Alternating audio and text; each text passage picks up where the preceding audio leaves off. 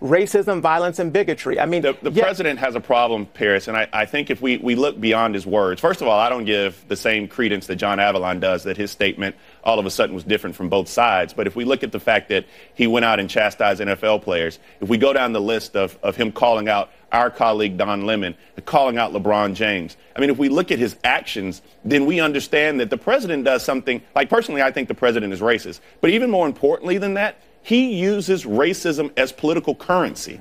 And so that's why he soft pedals when it comes to these issues of race, because he understands that oh my God, he soft pedals. He understands something very simple, that these are voters. Not everybody who voted for Donald Trump is racist. True. But thanks for clarifying that, because the way you make it seem is that no. Everybody who voted for Donald Trump is not racist. No. But you have to be okay with racism in a certain shape, form, or fashion. So that's I mean, there's no way around this. You have somebody who peddles racism in the open. Now we're having a new discussion, and racism did not start with Donald Trump. It was here before him. It will be here after him. But he definitely is somebody who's lighting a fire to it.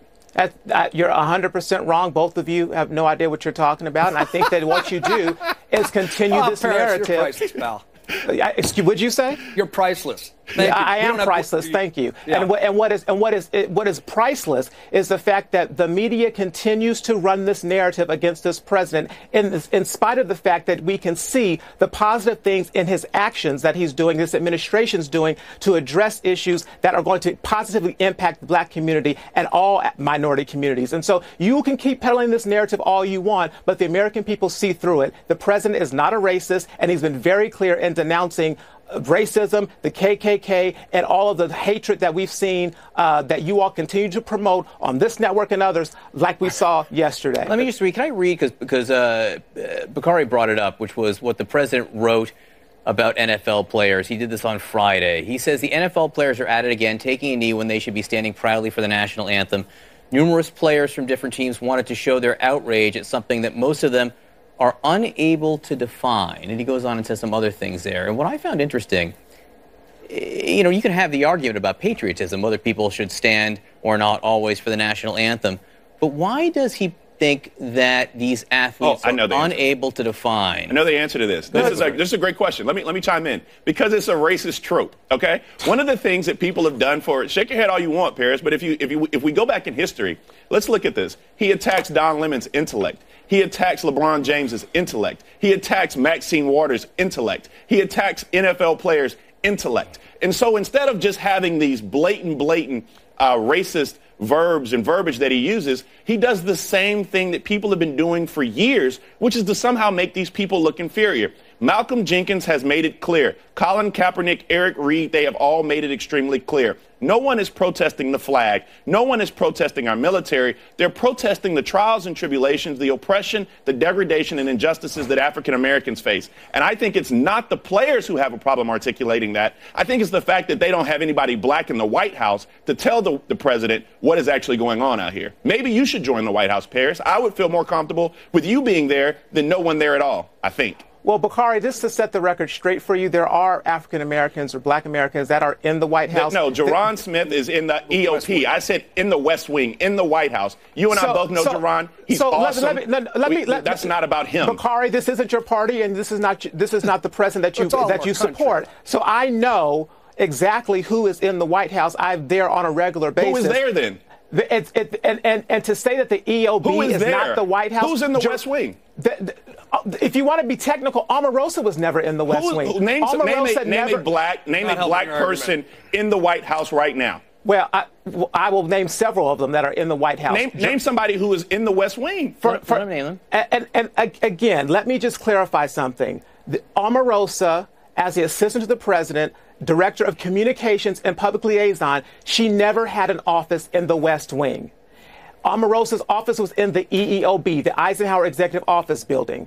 That is where her office was, and that's where it always has been. She never had an office in the West Wing. That said, there are many people in the White House right now who are black. Actually, there's never been an African-American member of the White House senior staff in the West Wing under the Trump administration? No. I don't think you're helping the argument. What I'm saying is, if you want to be technical, Omarosa, as a person who was a commissioned officer, her office was never in the West Wing. But that does not mean that the African Americans that were there and that are there now do not go to the West Wing and do not give advice. And let me tell you, it is Jerron K. Smith, who is a commissioned officer. It is who is in DPC, now is in now is in Leg Affairs. It is Mary Elizabeth Taylor, who is a commissioned officer in Leg Affairs, whose office is actually in the East Wing, which is closer than to the West Wing that you can get. And she has also been appointed by the president to be the next Assistant Secretary of State for Legislative Affairs. You have Darian Flowers, who was in the White House. You have Jonathan Holyfield, who is the White House Executive Director for HBCUs, which came under this president's move to make it and put in. Oh, we got to go when we can keep going. You have Jonathan Holyfield there. You've had 2 African-American White House fellows that were there. One White House fellow who served right here. And it's a very prestigious commission that they have this program there. And in addition to that, there are a lot more that are there. There's at least 7 that are there now. And then it's across the administration. You have African-Americans in senior positions across the administration. Do you want me to list them? Do you want me to go down the line? No, you don't. You want to wrap up the time because this is not important to you, because you want to peddle the lies of Bakari Sellers and others saying that there are not blacks in this administration. There are blacks in this administration serving in senior capacities, and there's others across the affiliate groups. Hang on a second here. Hang on a second. No one is peddling lies. We gave there are lies. When you say, hang on. When you say that there are not anybody in the West Wing, I did not say anyone. There was nobody in the West Wing. What Paris was saying, but there is no one who has their office in the West Wing currently serving the president. You pointed out that you can work for the administration without having your office in the West Wing, and then you listed several people who do not have their offices in the West Wing who currently serve this administration. Those people do serve this administration. You all have agreement that Jerron Smith, who is one of these individuals without an office in the West Wing, is doing a very good job. But no one is peddling lies here. We gave you your chance to list these people who work in the administration. We thank you, as always, for being with us.